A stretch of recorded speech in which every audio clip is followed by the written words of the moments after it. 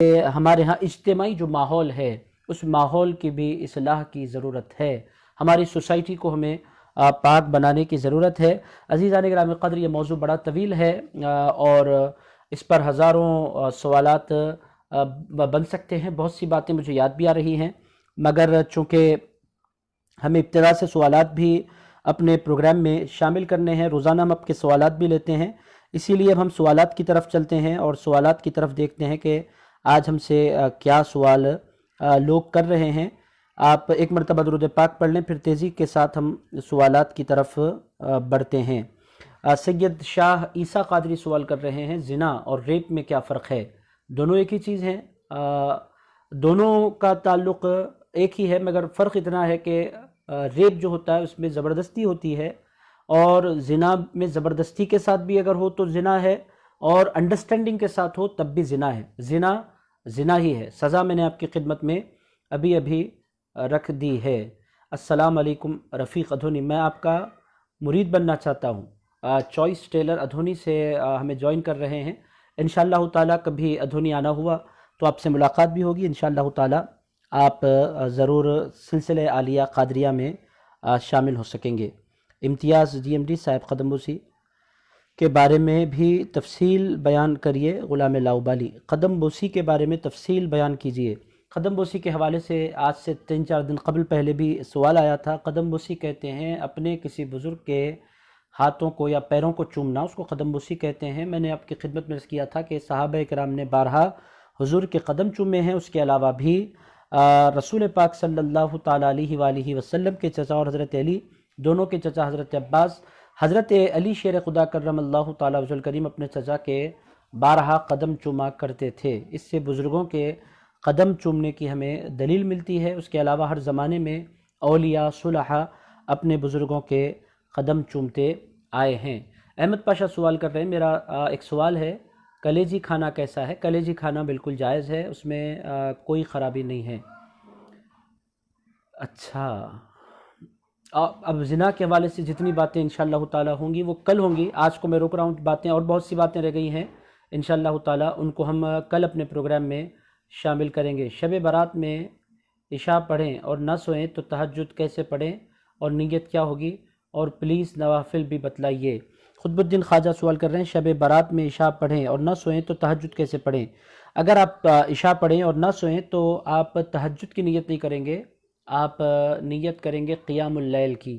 یہ صرف نام بدلتا ہے، ثواب نہیں بدلا کرتا. تہجد بھی بڑی یوں کہہ سکتے ہیں کہ شان والی عبادت ہے، اور قیام اللیل بھی بڑی شان والی عبادت ہے، اور آپ جاگتے ہوئے پڑھیں گے بھی. یہ صرف لفظ بدلتے ہیں، ثواب نہیں بدلا کرتا. ثواب اللہ کے پاس ہے. آپ کا نماز کے لیے کھڑا ہو جانا یہ اللہ کی بہت بڑی توفیق ہے، چاہے وہ آپ تہجد کے نام پر کھڑے ہوں، چاہے آپ تہجد کے نام پر کھڑے ہوں، چاہے آپ قیام اللیل کے نام پر کھڑے ہوں. اصل چیز نام نہیں ہے، اصل چیز اللہ کے حضور کھڑا ہونا ہے. یہ توفیق اگر آپ کو نصیب ہو رہی ہے، آپ بڑے خوش نصیب ہیں. چاہے وہ کسی بھی نام سے آپ کھڑے ہو جائیں، کسی بھی نماز کے حوالے سے آپ کھڑے ہو جائیں، جب تک آپ کا وقت نماز میں گزرے گا آپ کی یہ خوش نصیبی ہوگی. میرے دوستو، اگر آپ لوگوں نے اب تک ہمارے پروگرام کو شیئر نہیں کیا ہے تو شیئر کر لیں، تاکہ زیادہ سے زیادہ لوگ ہم سے جڑ سکیں اور زیادہ سے زیادہ لوگوں تک ہماری بات پہنچ سکے. نماز حاجت کیسے ادا کرنا ہے اور کیا پڑھنا ہے؟ نماز حاجت 2 رکعت آپ کو پڑھنے ہیں، نفل پڑھنی ہے، وہ کوئی الگ سے نماز نہیں ہے. کوئی بھی اس میں کوئی بھی قرآن کی سورہ فاتحہ کے بعد کوئی بھی ضم سورہ آپ پڑھ سکتے ہیں. یہ عام نمازوں ہی کی طرح ایک نماز ہوتی ہے. بس نماز ادا کرنے کے بعد آپ کو اللہ کی بارگاہ میں دعا کرنا ہے، اس کو نماز حاجت کہتے ہیں. عبد الوہاب قادری، حافظ عبد الوہاب قادری بہت اچھے شاعر ہیں، مجھے جوائن کر رہے ہیں. السلام علیکم صاحب. وعلیکم السلام. کم فرماتے ہیں حضرت، دن کے کون سے وقت میں نیند لے جا سکتی ہے؟ ہاں، نیند کے لیے اللہ تعالیٰ نے رات بنائی ہے، اور یوں کہہ سکتے ہیں کہ نیند کے لیے اللہ تعالیٰ نے رات بنائی ہے اور کام کے لیے اللہ تعالیٰ نے دن بنایا ہے. مگر لاک ڈاؤن کے دن چل رہے ہیں، بہت سے لوگ راتوں میں جاگ رہے ہیں، یہ الگ مسئلہ ہے. مگر اللہ پاک نے قرآن مجید میں بار بار ارشاد فرمایا ہے کہ اللہ تعالیٰ نے وَجَعَلْنَا نَوْمَكُمْ سُبَاتًا وَجَعَلْنَا اللَّيْلَ لِبَاسًا، اللہ تعالیٰ نے رات تمہارے لیے لباس بنائی، پوری کائنات کو اندھیروں میں اس واسطے ڈبو دیا تاکہ تم آرام کی نیند سو سکو تو انسان کو رات میں سونے کی کوشش کرنی چاہیے۔ کون سے وقت میں سونا ناپسند ہے؟ کسی بھی نماز کو چھوڑ کر سونا سخت ناپسندیدہ ہے، اس کے ساتھ ساتھ عصر کے بعد اور مغرب کے بعد سونا یہ بھی شریعت میں ناپسندیدہ ہے۔ ہاں ایک مرتبہ سونا شریعت پسند کرتی ہے، وہ ہے ظہر کے بعد کا سونا۔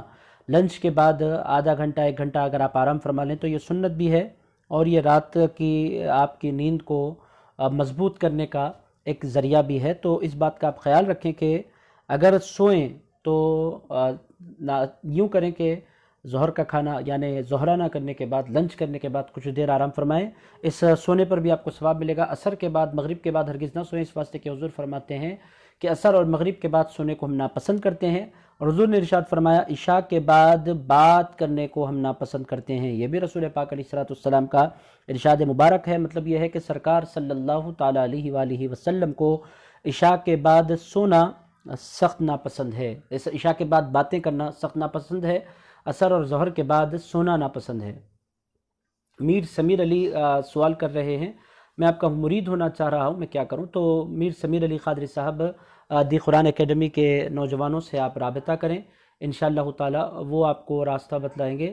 اب تو لاک ڈاؤن چل رہا ہے، لاک ڈاؤن میں تو کچھ نہیں ہو سکتا، لاک ڈاؤن کے بعد انشاءاللہ تعالی آپ انشاءاللہ رابطہ کر سکتے ہیں۔ السلام علیکم، ٹائپس اور مہر اینڈ مسنون طریقہ کیا ہے ادا کرنے کا؟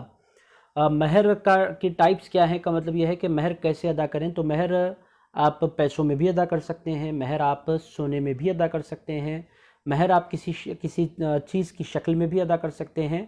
تو مہر کسی بھی حیثیت سے ادا کی جا سکتی ہے، اور اس میں کوئی خاص طریقہ اور کوئی خاص چیز مقرر نہیں ہے۔ پیسے بھی آپ مقرر کر سکتے ہیں، سونا بھی آپ مقرر کر سکتے ہیں، آپ کی اپنی سہولت کے حساب سے۔ اور میرے دوستو سوالات بہت تیزی کے ساتھ گزر رہے ہیں، میں جتنے سوالات مجھ سے ہو سکتے ہیں صاحب کا سوال گزر گیا۔ صابر پاک سرکار کی کوئی کرامت بیان کریں آپ۔ مرتضی صابری صاحب بیان فرما رہے ہیں، حضرت صابر پیا کلیری یہ سلسلہ عالیہ چشتیہ کی شان ہے۔ حضرت بابا فرید الدین گنج شکر کے 2 مرید بہت شان والے ہوئے، ایک حضرت صابر پیا کلیری قدس اللہ تعالی سرہ العزیز، دوسرے حضرت نظام الدین اولیاء محبوب الہی رحمۃ اللہ تعالی علیہ، دونوں کے دونوں یہ بڑی شان والے ہیں۔ حضرت صابر پیا کلیری کی کرامت کیا ہے؟ بہت سی ان کی کرامات ہیں۔ ان کی کرامت یہ بھی بہت مشہور و معروف ہے کہ 12 سال تک انہوں نے لنگر چلایا حضرت بابا فرید الدین گنج شکر کے حکم پر، اور 12 سالوں میں کبھی انہوں نے لنگر سے ایک نوالا بھی نہیں کھایا۔ یہ ان کی ایک عظیم کرامت ہے کہ 12 سال تک وہ بغیر کھائے پیے زندہ رہے۔ وہ بہت بڑے کرامت والے بزرگ ہیں، آج بھی ان کے دربار میں سینکڑوں کرامتیں ہوتی ہیں، اور پورا ہندوستان حضرت غریب نواز کے بعد، حضرت قطب الدین بختیار کاکی کے بعد، حضرت بابا فرید الدین گنج شکر کے بعد ان سے بہت پیار کرتا ہے۔ اللہ تعالیٰ آپ پر، ہم تمام پر حضرت صابر پیا کلیری قدس اللہ تعالیٰ سرہ العزیز کا فیضان جاری فرمائے۔ محمد اسحاق سوال کر رہے ہیں، حضرت قبرستان میں آپ کی پکی قبر بنانا کیسا ہے؟ آپ لوگوں کی جواب عنایت فرمائیں۔ محمد اسحاق سوال کر رہے ہیں پکی قبر بنانا کیسا ہے؟ پکی قبر اندر سے تو کسی کی نہیں بنانی چاہیے، نہ اولیاء کی نہ عوام کی، کسی کی بھی نہیں۔ اوپر سے پکی قبر بنانا عوام کی نہیں بنانی چاہیے۔ ہمارے ہاں دکن میں ٹرینڈ ہے کہ عوام کی بھی پکی قبریں بنتی ہیں، حرام نہیں ہے مگر ناپسندیدہ ہے۔ علماء کی اور اولیاء کی پکی قبریں بنائی جا سکتی ہیں۔ عام طور پر پکی قبر بنانے کا ایک نقصان یہ ہوتا ہے کہ پھر بعد میں اس قبر میں دوسرے بندے کی تدفین مشکل ہو جایا کرتی ہے، اسی لیے قبر کو کچی رکھنا اندر سے اور باہر سے پسندیدہ ہے، مگر اولیاء اللہ کی قبریں پکی بنائی جائیں گی، اندر سے نہیں اوپر سے، تاکہ اس کی حفاظت ہو اور لوگوں کو اندازہ ہو کہ یہ اللہ کے ولی کی قبر مبارک ہے۔ حضرت جب شیطان نیک کام سے روکے تو کیا کریں؟ شیطان اگر نیک کام سے روک رہا ہے تو آپ اعوذ باللہ من الشیطان الرجیم کہیں، لا حول ولا قوت الا باللہ العلی العظیم کہیں، اور پھر نیکی کی طرف چل پڑیں۔ شیطان کے ڈائریکٹ روک نہیں سکتا، وہ آہستہ آہستہ ان چیزوں کی طرف مائل کرتا ہے، نیکیوں سے روکتا ہے، بالخصوص نماز سے روکتا ہے، ذکر سے روکتا ہے۔ تو ان چیزوں میں جب بھی ارادہ دل میں پیدا ہو اور جذبہ پیدا ہو کچھ نیکی کرنے کا، اس کو ٹالنا نہیں چاہیے۔ سیل فون اگر آپ کے ہاتھ میں ہے تو فوری رکھ دیجئے، اور اگر آپ کا دل قرآن پڑھنا بول رہا ہے، ذکر کرنا کہہ رہا ہے، یا پھر آپ کا دل چاہ رہا ہے کہ آپ کوئی اچھی کتاب پڑھیں، یا آپ کا دل چاہ رہا ہے کہ ماں باپ کی خدمت میں بیٹھیں، یا آپ کا دل چاہ رہا ہے اپنے بچوں کے ساتھ کوئی بھی نیکی کا آپ کے دل میں جب بھی داعیہ پیدا ہو، جذبہ پیدا ہو، پہلی فرصت میں اس پر عمل کر دیں. یہی شیطان کے شر سے بچنے کا طریقہ ہے. سید فرید سوال کر رہے ہیں، السلام علیکم. میں معذرت خواہ آپ کا سوال نہیں چلے حضرت. ہاں، ایک اور سوال ہے کہ ہر مسلم کے لیے مرید بننا ضروری ہے؟ شیخ رازق، میں آپ کی خدمت میں عرض کروں، ہر بندے کے لیے مرید بننا اس واسطے ضروری ہے کہ جس طرح جسم کی کچھ ضرورتیں ہوتی ہیں، اسی طرح روح کی بھی کچھ ضرورتیں ہوتی ہیں. جسم کو آپ تعلیم سے مزین، دماغ کو تعلیم سے مزین کرنا چاہتے ہیں تو آپ کو کسی استاد کی ضرورت پڑتی ہے. اسی طرح روح کو بھی جو پیاس ہوتی ہے، اور روح کا اور روحانی جو سفر ہے انسان کا، انسان دو چیزوں سے بنا ہوا ہے، جسم اور روح.